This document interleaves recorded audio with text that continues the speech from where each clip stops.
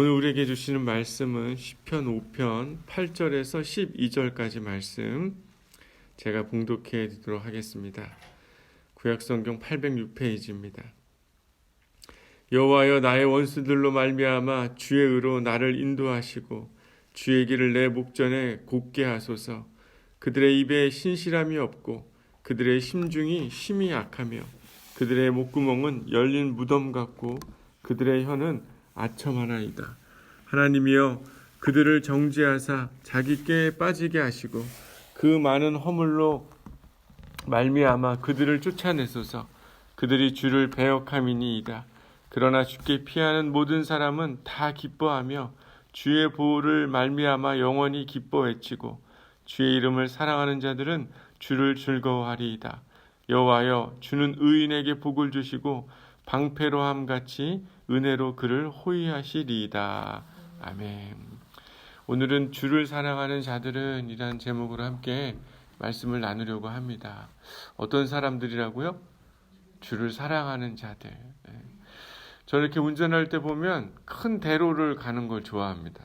작은 길로 가면 항상 막히고 또 오는 상대방의 차들이 있다 보니까 좁은 길로 가는 것보다는 좀 큰 길로 가는 게 훨씬 더 운전하기 좋더라고요.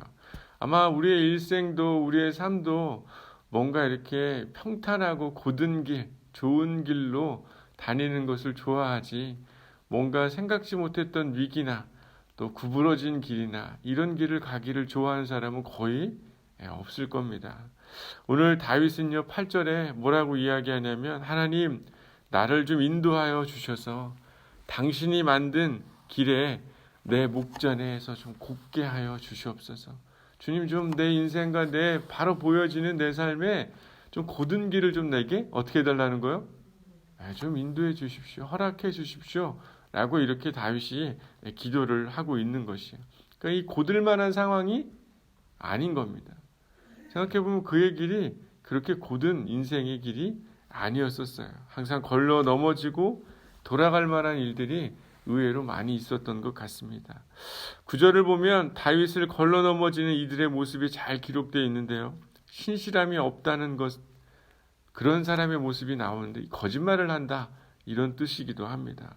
그리고 속이는 자, 이런 뜻이에요. 그리고 심중이 심히 약하다, 이런 뜻은 뭔가 파멸 가운데 있는 그런 사람들을 말하고 있는 것입니다. 그러니까 저희 마음속에는 무엇인가 파멸시키려고 하는 마음으로 가득 차 있는 그들의 모습을 보여주고 있어요. 옛날에 여러분 이렇게 가끔 지나가다 보면 두더지 잡는 거 막 게임 같은 거 있었죠. 기억나시죠? 그죠?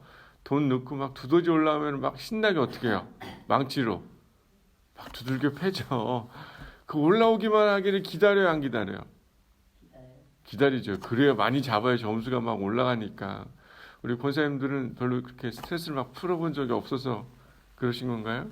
다 기억나실 겁니다. 막 올라오기만을 막 기다려가지고 막 때리잖아요. 그처럼 이 악인들이 무엇인가 그들을 어떻게 하려고 한다는 거예요? 파멸시키려고 하는 그런 모습들을 가지고 있다는 거예요.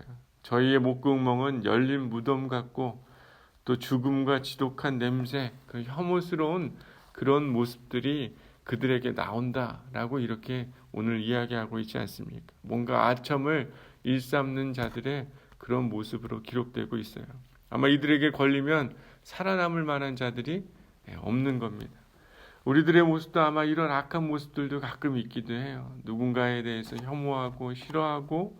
그렇지만 오늘 본문을 통해 우리가 주목해 봐야 되는 것은 우리의 이런 악한 모습이 아니라 다윗이 이러한 자들로부터 어떻게 해달라고 하는 겁니까? 당신이 나에게 곧은 길을 만들어 주셔서 나에게 은혜를 주시기를 소망합니다.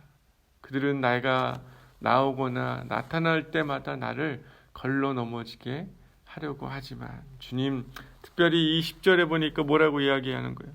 그들이 자기 꾀에 빠져서 그들이 가지고 있는 허물로 인해 그들을 쫓아내달라고 다윗이 지금 기도를 하고 있는 것이에요. 어떻게 보면 이 허물이라는 건 반역 행위를 뜻합니다. 이 반역은 누구로부터 반역을 한 것이냐면 하나님으로부터 반역된 그들의 모습을 상징하고 있는 것이에요.